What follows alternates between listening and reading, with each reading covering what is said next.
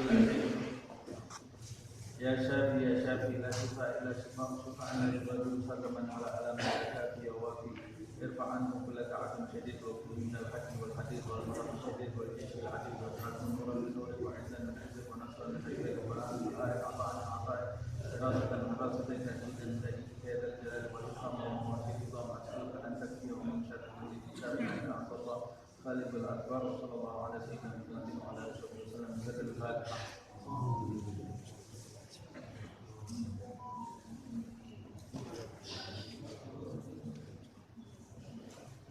Semoga Allah menyembuhkan saudara kita Haji Mustafa bin Abdul Aziz dan siapapun yang sakit di antara kita atau di antara saudara-saudara kita. Amin. Saya lanjutkan kajian Hidayatul Hidayah terakhir sampai di 59 sampai mulai dari Fatafakar. Ya. Bismillahirrahmanirrahim. Alhamdulillah wassalatu ala sayyidina Muhammad wa ala ali sayyidina Muhammad wa ala ta'alim wa ta'alim wa naf'u wa intifa' wa tadabur wa tadhkir ibadah wa istifada wa ba'd ala tamassuk fi kitabillah wa sunnati Rasulillah sallallahu alaihi wasallam wa mardatihi wa thawabi qurbi. Imam Al-Ghazali mengatakan di dalam kitab Hidayatul Hidayah ini pentingnya kita menentukan aktivitas di dalam hidup ini, yaitu aktivitas kebaikan dari mulai salat sampai terbitnya matahari. Hendaklah kita melakukan beberapa aktivitas. Yang pertama berdoa, yang kedua berzikir, tasbih, kemudian mengulang-ulangnya dengan subhah, dengan alat penghitung. Kemudian wadifah fi qiraatil Quran. Kita juga punya aktivitas membaca Al-Quran. Wa wadifatun fit tafakkur, dan punya aktivitas untuk bertafakkur. Tafakkur itu artinya merenung, menghayati sesuatu, itu namanya tafakkur. Berpikir. Kalau namanya tafakkur, ada kata al-fikru berarti harus menggunakan akal. Akal ini kita gunakan untuk merenung. Dalam sebuah riwayat disebutkan tafakkur sa'ah khairun min ibadah sanah. Merenung sesaat itu lebih baik daripada ibadah 1 tahun tanpa perenungan. Nah, tafakkur ini yang jarang dilakukan oleh kita saat ini. Kita berzikir, kita membaca Al-Quran tanpa perenungan. Kita tidak pernah merenung di dalam hidup kita, meneliti hidup kita sehingga tidak ada perbaikan, peningkatan di dalam hidup kita. Tapi orang yang mau merenung, dia mengetahui kekurangan dirinya, kemudian dia bisa memiliki planning di kemudian hari untuk jadi lebih baik. Imam Ghazali menjelaskan, fatafakkar, maka renungilah, pikirkanlah, fi dzunubika wa khatayaka wa tagsirika. Renungi dosa-dosa yang pernah kamu lakukan, kesalahan-kesalahan yang pernah kamu lakukan, wa tagsirika, dan kekurangan-kekuranganmu, kelalaian-kelalaianmu, fi ibadati maulaka, dalam ibadahmu kepada Allah Subhanahu wa taala. Renungi berapa kali engkau melakukan beribadah kepada Allah Subhanahu wa taala, tapi kau lakukan dengan kelalaian. Kau dirikan ibadah itu tidak sebagaimana mestinya. Kau rampas hak-hak sholatmu, kau rampas hak-hak zikirmu, kau tinggalkan kewajiban-kewajiban di dalam kamu mendekat kepada Allah Subhanahu wa taala. Renungkan itu. Nah, ini ada 2 tingkatan. Tingkatan yang pertama, merenungi dosa-dosa yang sudah kita lakukan. Tingkatan yang kedua di atas itu yaitu merenungi ibadah yang kita lakukan. Itu di dalamnya banyak kekurangan. Jadi manusia itu ada yang masih sibuk, ada manusia yang sibuk menyelamatkan dirinya dari kubangan dosa, dari kotoran dosa. Di atas itu ada manusia yang sibuk menyelamatkan ibadahnya dari kekurangan. Ini grade-nya di atas sudah, tingkatnya sudah di atas. Di atas itu ada manusia-manusia yang melihat kekurangan pada dirinya, padahal dia ini selalu menjalani hidupnya untuk kebaikan. Jadi melihat kekurangan di dirinya yang berkedudukan di sisi Allah Subhanahu wa Ta'ala. Ada kesalahan-kesalahan yang diperbuat oleh orang-orang yang pangkatnya tinggi di sisi Allah Subhanahu wa Ta'ala, tentu beda dengan kesalahan yang kita perbuat.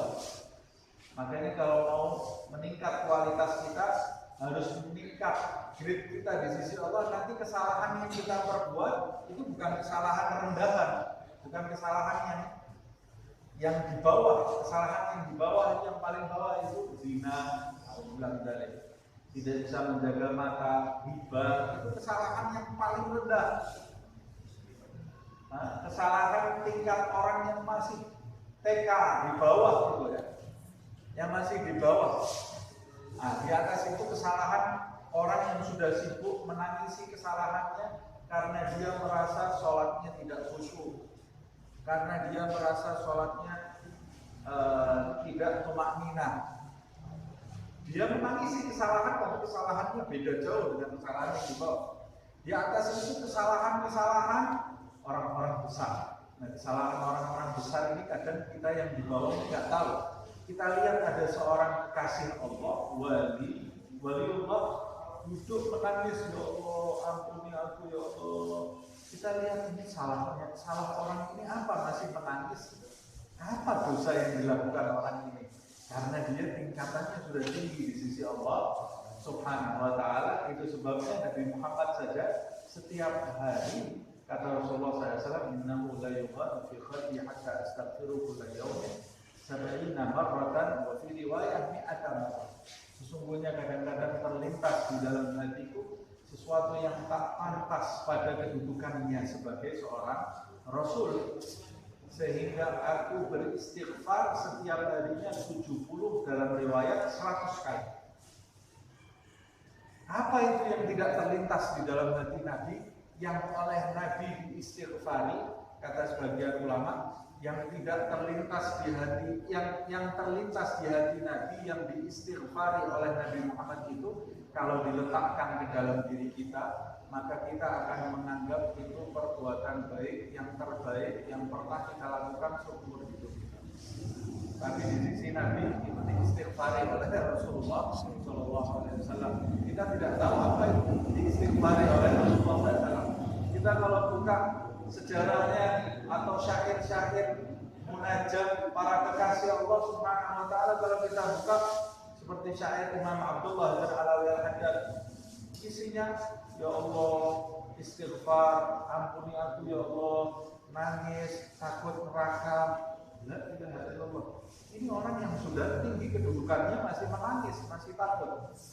Nah, karena kedudukan dia itu tinggi, makanya di antara doanya Abdul Hasan Asyadili ada doanya yang aneh. Allahumma ja'al sayyi'ati sayyi'atu man ahbabta. Ya Allah, jadikanlah keburukan-keburukan yang aku lakukan adalah keburukan-keburukan yang dilakukan oleh kekasih-kekasihmu. Jadikan keburukan-keburukanku, kesalahanku seperti kesalahan kekasih-kekasihmu. Karena kesalahan kekasihnya Allah itu bukan kesalahan yang rendah tadi. Berarti kedudukannya tinggi di sisi Allah Subhanahu wa Ta'ala. Nah, wa ta'arrubika li'idabihil alim wa saqatihil azim.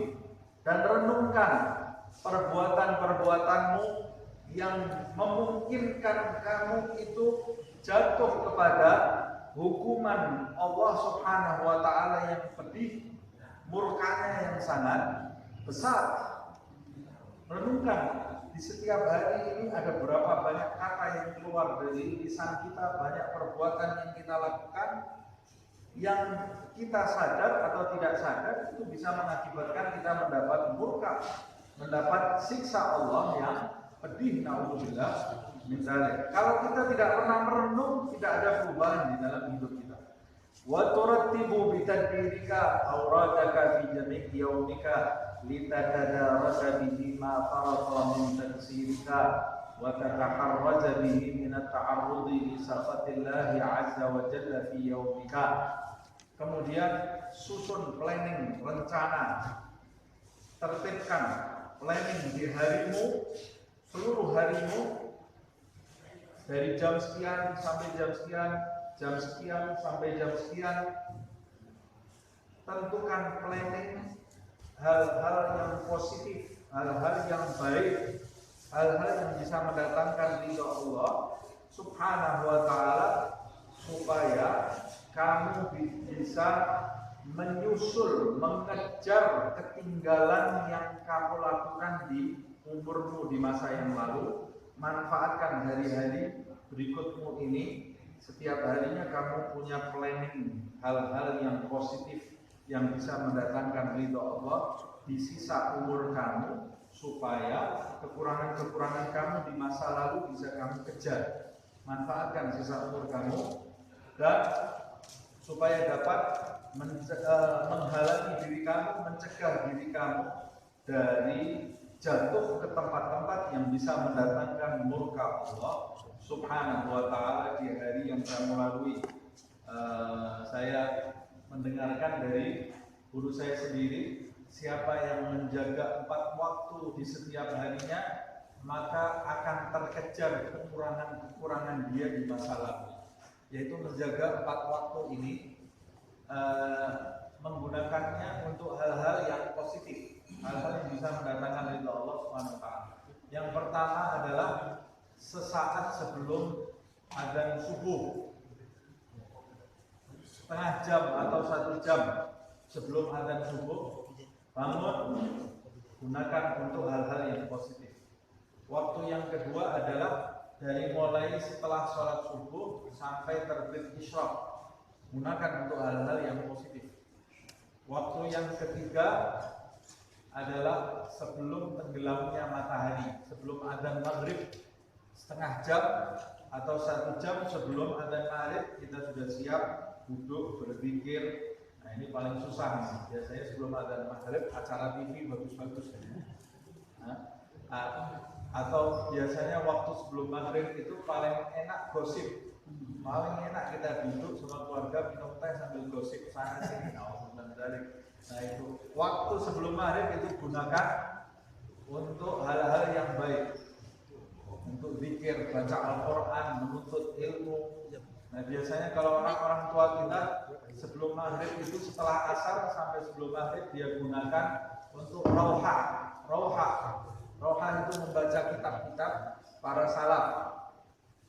Kemudian ditutup dengan zikir-zikir karena mereka ingin menjaga waktu ini. Yang terakhir adalah waktu setelah sholat maghrib sampai adzan isya, bainal isya'ain.